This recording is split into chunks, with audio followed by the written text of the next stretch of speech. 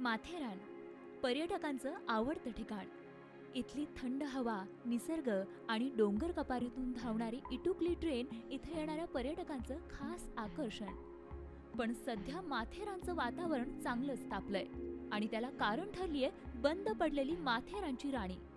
पावसाळ्यात माथेरानची राणी बंदच असते. मात्र एप्रिल आणि मे महिन्यात माथेरान रेल्वेला मध्यंतरी अपघात झाले आणि माथेरानची ही शटल सेवा बंद झाली, ती आज तागायत. त्यामुळे पर्यटकांसोबतच इथल्या स्थानिक नागरिकांचेही मोठे हाल होत आहेत. सगळ्यांना म्हणजे महिलांना तर मोठा प्रश्न आहे की त्यांना एक दस्तुरी नाक्यापासून आम्हाला पूर्ण माथेरानमध्ये येईस्तोपर्यंत चालत प्रवास करावा लागतो. निदान ती शटल सेवा तरी थोडी सुरळीत होती. मिनी ट्रेन नेरळपासून माथेरानपर्यंत सेवा देते.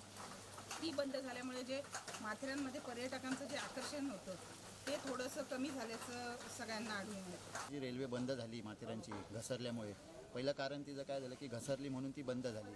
पण ते कारण नाही, कारण काय आता कोकणामध्ये एवढ्या रेल्वे घसरतात, ॲक्सिडेंट होतात, पण तिथे काय बंद झालेले नाही अजून रेल्वे. पण माथेरानचं त्यांनी एक इश्यू केलेला आहे. पर्यटकांपासून ते रहिवाशांपर्यंत साऱ्यांनाच याचा फटका बसतोय आणि त्यामुळेच ही सेवा सुरू करण्यासाठी इथल्या नागरिकांनी आमदारांपासून ते मुख्यमंत्र्यांपर्यंत सगळीकडे अर्ज केले. मात्र तरीही माथेरानची गाडी काही रुळावर येईना आणि त्यामुळेच वैतागलेल्या माथेरानकरांनी झी हेल्पलाईनकडे तक्रार केली. रेल्वे मंत्र्यांकडे जाऊन निवेदन दिलेलं आहे, त्यांच्याशी प्रत्येक वेळी चर्चा केलेली आहे. खास खासदारांनी सुद्धा त्या बाबतीमध्ये अतिशय लक्ष देऊन प्रत्येक वेळी तारांकित प्रश्न उपस्थित केलेला आहे विधानसभेमध्ये. पण तरी त्याची काही अजूनही हालचाल होत नाही आहे. तर मी आपल्या माध्यमातून प्रतिनिधींपर्यंत हे पोचवीन. माथेरानकरांची तक्रार येताच झी हेल्पलाईनची टीम तातडीनं माथेरानला पोहोचली. कधी काळी प्रवाशांनी गजबजलेली इथली रेल्वे स्थानकं आता भकास झाली आहेत. माथेरानची राणी बंद झाल्यानं या पर्यटन स्थळाला अवकळाच आलीय. ट्रेन बंद झाल्यानं पर्यटक, रहिवासी आणि विद्यार्थी यांना चांगलीच पायपीट करावी लागतीये. शिवाय पर्यटकांनी माथेरानकडे पाठ फिरवल्यानं माथेरानच्या पर्यटन व्यवसायालाही उतरती कळा आलीय. इथं गावातली जी मंडळी आहेत ती पण मंडळीचा सगळ्यात धंदा हा व्यवसाय हा पर्यटनावरतीच अवलंबून असल्यामुळे इथं वाहतूक व्यवस्था जर सुरळीत झाली तर ह्याच्यापुढे होणारी जी कोचंबंदी आहे ती थांबेल. माथेरानकरांची होणारी गैरसोय दूर करण्यासाठी झी हेल्पलाईनच्या टीमनं त्यांचे प्रश्न मावळचे खासदार श्रीरंग बारणे यांच्या पुढे मांडायचं ठरवलं.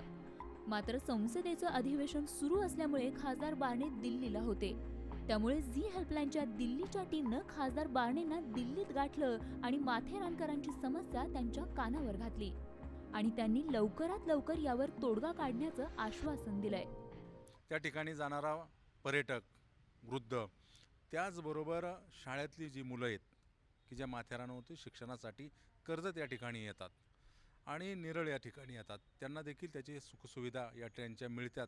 आणि आज प्रचंड हालाकीच्या परिस्थितीमध्ये तर संपूर्ण परिसरातील नागरिक हा पाहतोय, वावरतोय आणि त्याला नक्कीच काही पुढच्या कालावधीमध्ये दिलासा मिळेल. आता खुद्द खासदारांनीच या प्रश्नी लक्ष घातल्यानं माथेरानची राणी पुन्हा रुळावरून धावणार अशी अपेक्षा माथेरानकरांना आहे.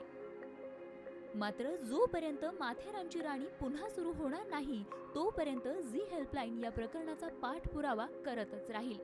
कारण सवाल माथेरानकरांच्या हक्काचा आहे. माथेरानहून अमोल पाटील आणि दिल्लीहून रामराजे शिंदेसह ब्युरो रिपोर्ट, झी मीडिया.